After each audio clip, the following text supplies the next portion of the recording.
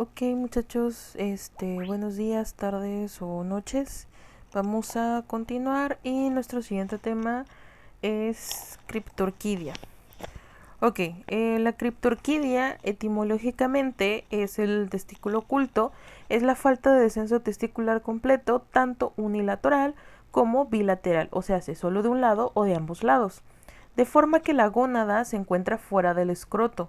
Los testículos no descendidos son bastante comunes en los bebés prematuros y se presentan en un 3 a 4% de los bebés a término.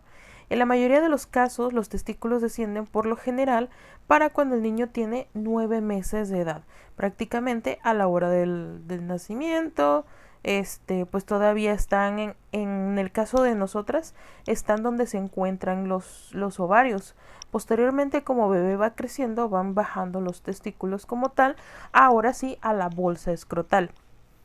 Bien, como pueden apreciar en la imagen, tenemos los dos tipos, que es unilateral y bilateral. Algunas veces se desarrolla una afección llamada testículos retráctiles o en ascensor, en el cual el médico puede algunas veces localizar los testículos y otras no. Esto ocurre por la fuerza del reflejo muscular que retrae los testículos. Básicamente, ¿cómo podemos encontrar o cómo podemos darnos cuenta que bebé tiene criptorquídea al momento de realizar como tal una exploración física? Los testículos que no descienden de forma natural al escroto se consideran anormales y tienen una mayor probabilidad de desarrollar cáncer sin importar si son o no llevados al escroto. La criptorquídea bilateral se asocia con más frecuencia a problemas generales de tipo genético o endocrinológico. Bien, el testículo que no desciende como tal, sí efectivamente puede tener la mayor probabilidad de desarrollar algún tipo de cáncer, porque pues recordemos como tal que son gónadas, en pocas palabras. Es como en nosotras de igual manera, si un ovario no se desarrolla, hay una alta tasa de probabilidad de desarrollar a temprana edad algún tipo de cáncer. Los síntomas, por lo general no hay síntomas, excepto que no se puede encontrar el testículo en el escroto, lo que se puede describir como un escroto vacío. Los hombres adultos que padezcan criptorquídea pueden tener problemas de infertilidad. ¿Por qué pueden tener problemas de infertilidad? Recordemos que como tal son órganos secundarios, o sea, órganos reproductores, de los cuales pues son gónadas. Por ejemplo, en nosotras, si los ovarios no se desarrollan, pues no vamos a producir un óvulo. Lo mismo pasa como tal con los varones. En este caso, si no hay testículos, no va a haber un proceso en el cual se pueda formar como tal el espermatozoide, provocando una esterilidad o en todo caso infertilidad. El tratamiento en general, el testículo descenderá al escroto sin intervención alguna durante el primer año de vida. Si esto no ocurre, se le puede administrar al niño inyecciones de hormonas como testosterona para tratar de llevar el testículo hacia el escroto, para que básicamente que el cuerpo, en pocas palabras, entre en un, véanlo así, como un tipo de adolescencia, en pocas palabras, un tipo de desarrollo, para que su cuerpo empiece a generar en todo caso el descenso del testículo. La cirugía es el principal tratamiento. La cirugía más pronta puede prevenir el daño irreversible a los testículos que puede ocasionar esterilidad. Bien, con ello pasamos a nuestro siguiente tema, que es la bronquitis. Bien, para empezar, ¿qué es la bronquitis? Es la inflamación de la mucosa que recubre el interior de los bronquios. Bien, el bronquio como tal recordemos que nos va a ayudar para el paso del aire. Y recordemos que el término itis significa inflamación. Si estamos hablando de bronquitis, es prácticamente un bronquio inflamado. Las causas usualmente es causada por una infección, ya sea viral o bacteriana. Por ejemplo, viral puede ser una gripa. Bacteriana puede ser por una neumonía inclusive. Tenemos la bronquitis aguda y la bronquitis crónica. ¿Cuál es la diferencia de aguda y crónica? Aguda es que te dio ahorita. Te dio ahorita, te dan tratamiento, en 2, 3 semanas sales de la bronquitis y ya, no pasó nada. Pero cuando es una bronquitis crónica, quiere decir que a pesar de que ya te dieron tratamientos, tienes inclusive semanas, meses, semanas, meses, hasta inclusive años de padecer bronquitis. La bronquitis aguda es el proceso inflamatorio que afecta al árbol traqueobronquial. Los síntomas desaparecen de 7 a 10 días. Las personas más propensas son los ancianos, bebés y niños pequeños. Recordemos porque su sistema inmunológico ya no está tan desarrollado en el caso de los adultos, en los ancianitos, y en el caso de los bebés y los niños, su sistema inmunológico todavía no sabe bien cómo defender su cuerpo. Personas con cardiopatías que tengan problemas cardíacos, neumonías o fumadores, porque pues ya como tal sus pulmones ya se encuentran dañados. Los factores desencadenantes tenemos agentes etiológicos y los factores de riesgo. Los agentes etiológicos son virus respiratorios como el rinovirus y coronavirus, En mayor frecuencia se propagan por el aire o por contacto físico. Bacterias de la especie Mycoplasma, neumonía, clamidia y Borrelia. Dentro de los agentes etiológicos, las causas prácticamente son todos los virus y o bacterias que pueden provocar algún daño, en este caso pues en la vía pulmonar, en nuestra vía aérea. Los factores de riesgo tenemos epidemias de gripe en invierno, tabaquismo o padecimiento broncopulmonar crónico, al igual que la contaminación, polvo y gases. Bien, las epidemias de gripe en invierno. Bien, las epidemias, ¿por qué nos van a afectar en todo caso en algún tipo de bronquitis? Como la carga viral es extremadamente fuerte, en todo caso, pues ya tenemos un factor que es el frío. También tenemos el otro factor desencadenante, que es que varias personas están contagiadas. Entonces, la carga viral, que es a como se le llama, está extremadamente fuerte. Por lo cual, si yo me contagio, tengo una alta probabilidad de padecer o de tener algún tipo de bronquitis. Bien, manifestaciones clínicas, los síntomas. Molestias en el pecho. ¿Qué molestia puede haber? Sentir opresión en el pecho.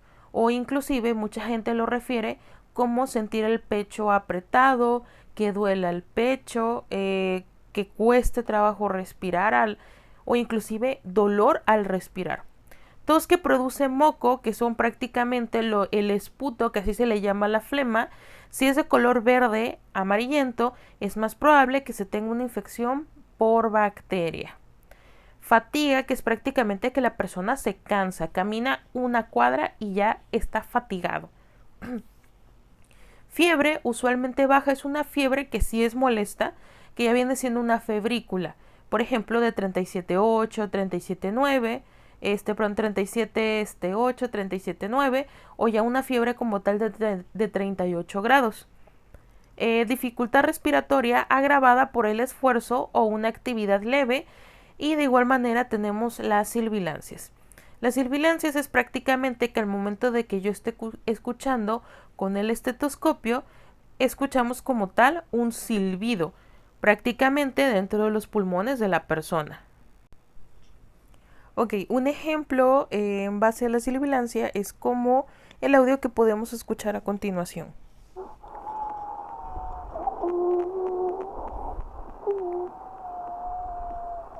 Lo que estás escuchando es... Bien, prácticamente este ruido que nosotros acabamos de escuchar es el aire a la hora de entrar y salir. Como recordamos, los bronquios están inflamados, entonces al estar inflamados el aire entra muy despacio o está entrando a la fuerza prácticamente. Y dolor de cabeza por algún tipo de hipoxia, que es prácticamente que la saturación de oxígeno baja. El tratamiento se utiliza en medidas sintomáticas como ácido acetil salicídrico o paracetamol para combatir la fiebre, la tos o la inflamación. Si respira con dificultad, se inicia la terapia broncodilatadora, como son por ejemplo los inhaladores, como es el salbutamol o el bromuro de ipratopio. Además de dejar de fumar, principalmente porque pues el humo del cigarro va a empeorar la situación. tomar mucho líquido para poder sacar la flema más rápido, descansar y utilizar humidificadores. Si es infección por bacteria, pues ya se necesitaría usar algún tipo de antibiótico. Ahora, la bronquitis crónica es la inflamación crónica de los bronquios, las paredes bronquiales se estrechan y se produce la obstrucción. Si continúa la irritación, las glándulas bronquiales se agrandan y aumentan la producción de moco, lo que provoca una hiperinflamación de los alvéolos, dificultando la entrada y salida del aire. Bien, lo mismo que decíamos hace un momento, pero pues desgraciadamente aquí ya es algo crónico, o sea, ya es algo que tienes de tiempo, pero por más tratamientos o por algún medicamento que no se haya tomado o por falta de medicamentos, la patología en este caso se va extendiendo. Manifestaciones y tratamiento para el pronóstico dura más de 3 meses dependiendo de su severidad. Dentro de los síntomas, pues principalmente es la tos, insuficiencia respiratoria que la persona por más que quiera jalar aire meramente no puede. Inflamación de tobillos, pies y piernas, porque pues en todo caso ya hay un proceso de edematización. Coloración azulada de los labios debido a bajos niveles de oxígeno. Recordemos que nuestro cuerpo al no estar oxigenado puede empezar a gangrenarse. El tratamiento es terapia con broncodilatadores, que es prácticamente los inhaladores. Expectorantes para promover la expulsión de secreciones, como puede ser el salbutamol, como puede ser el ambroxol, la dropopicina con ambroxol, etc. Corticosteroides, ¿cuáles son los corticosteroides? Por ejemplo, la dexametasona o la betametasona, que ambos medicamentos lo que van a ayudar es a desinflamar como tal nuestros bronquios y alvéolos, por lo tanto poder respirar de mejor manera. Si desarrolla una infección pulmonar secundaria, se usará algún antibiótico, terapia de oxígeno de ser necesario y fisioterapia respiratoria. Las complicaciones pues puede ser neumonía, se puede desarrollar ya sea por la bronquitis crónica o aguda, un enfisema pulmonar, insuficiencia cardíaca o algún tipo de hipertensión pulmonar. Para diagnosticar es detectar ruidos respiratorios mediante la auscultación de los pulmones con estetoscopio. Presiones de saturación de oxígeno y dióxido de carbono, al igual que un conteo sanguíneo. Revisar la función pulmonar con pruebas de esfuerzo, que es la espirometría. Imágenes estructuradas internas, como es una radiografía de tórax. ¿Y para qué me va a servir una radiografía prácticamente? La radio me va a servir para que yo pueda ver prácticamente cuál ha sido el daño que me ha provocado pues como tal esta bronquitis. Puede inclusive que hayan quedado pequeñas malformaciones pulmonares como tal, o en definitivo se ven afectados mis bronquios. Bien, con lo cual pasamos a la siguiente patología, que es asma bronquial. El asma es una enfermedad crónica que se caracteriza por ataques recurrentes de disneas y sibilancias, que varían en severidad y frecuencia de una persona a otra. Es una enfermedad inflamatoria crónica de las vías aéreas que produce episodios recurrentes de sibilancias, como el audio que escucharon hace un momento, dificultad respiratoria y tos que se acentúa en la noche y la madrugada, lo cual cabe recalcar que pues sí es reversible. Bien, el asma como tal es una enfermedad que va a atacar, valga la redundancia, ahora sí que a nuestro sistema respiratorio, principalmente que va a atacar como tal las vías en las cuales yo puedo obtener o puedo respirar como tal. ¿Cuáles son los factores predisponentes? O sea, los desencadenantes del asma. ¿Qué me pueden desencadenar un ataque de asma? Puede ser el moho. ¿Por qué? Porque el moho va a soltar esporas. En las mascotas no es tanto el animalito, sino que es la caspa que tiene el pelito como tal de los animalitos. Así como nosotros también tenemos caspa en el cuero cabelludo, también los animalitos tienen caspa. El humo del cigarro, al igual que el polvo, o sea, el polvo doméstico, olores de algunos químicos que pueden como tal cerrarnos la garganta, las cucarachas y pasto, al igual que maleza, prácticamente la naturaleza también.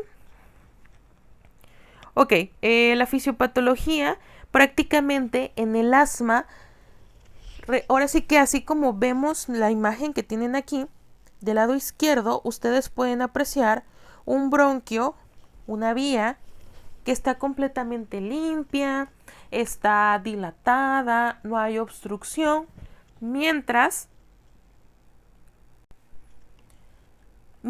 que la siguiente imagen que ustedes ven, tenemos un bronquio que en un ataque de asma no solamente va a haber producción de moco, sino que todavía se va a inflamar el bronquio, se va a inflamar la vía y va a haber una sobreproducción de moquito. ¿Qué es lo que va a hacer? Que nos dé una sensación de que la garganta se está cerrando como tal, ¿sale? Bien, dentro del área clínica, o sea, los síntomas es tos, silbilancias, que el pecho te silba, disnea, que quiere decir dificultad respiratoria, y una opresión torácica, o sea, la persona por más que quiere respirar, no logra hacerlo. Bien, ¿cuál es el tratamiento como tal para el asma?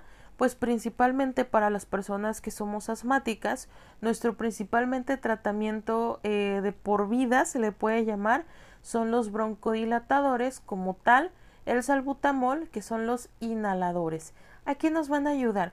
Que al momento de utilizar el inhalador, que es prácticamente un frasquito, que al momento de hacer liberamos medicamento, lo cual nos va a permitir que, como pueden ver en la imagen, ¿qué me va a permitir? Que todo ese bronquio que está inflamado automáticamente se desinflame. Es un broncodilatador. Una vez que se desinflama, la producción de moco empieza a disminuir. ¿Y qué me va a permitir a mí poder respirar? Todo esto es en cuestión de segundos.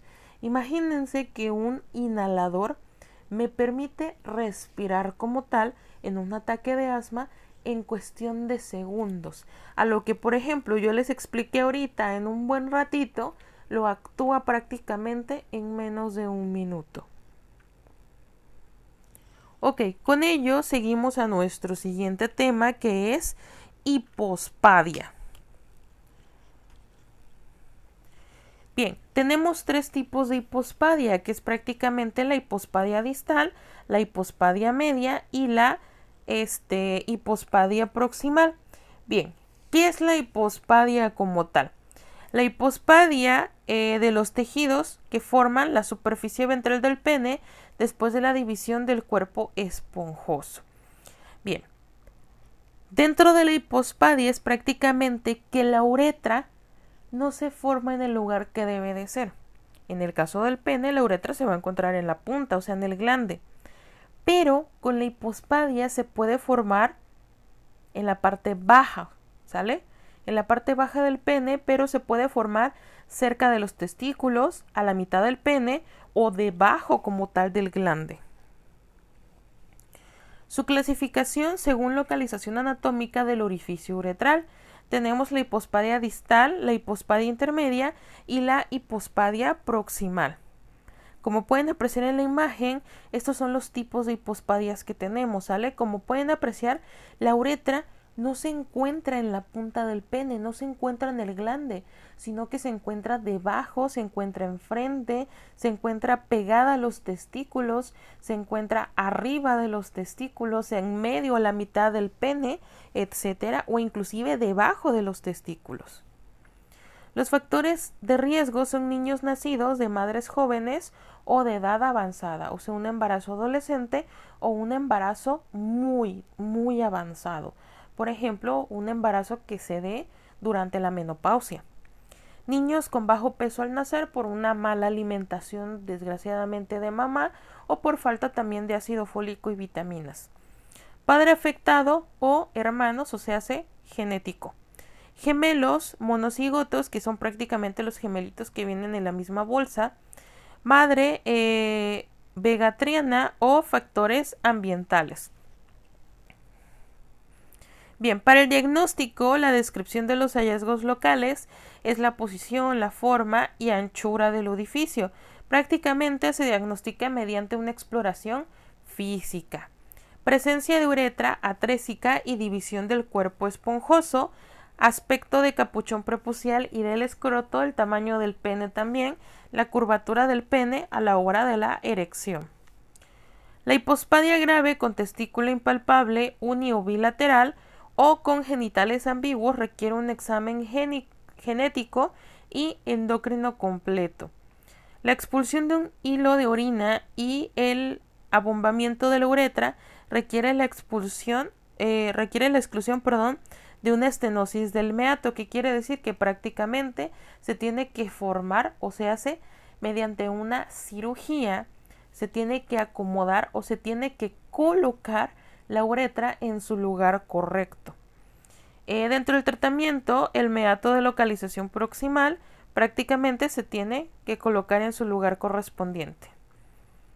Objetivos terapéuticos es corregir la curvatura del pene, formar una neurouretra del tamaño adecuado, ni muy grande ni muy pequeña, llevar el no meato a la punta del glande si es posible y conseguir un aspecto estético general aceptable de los genitales del varón, o sea, del niño.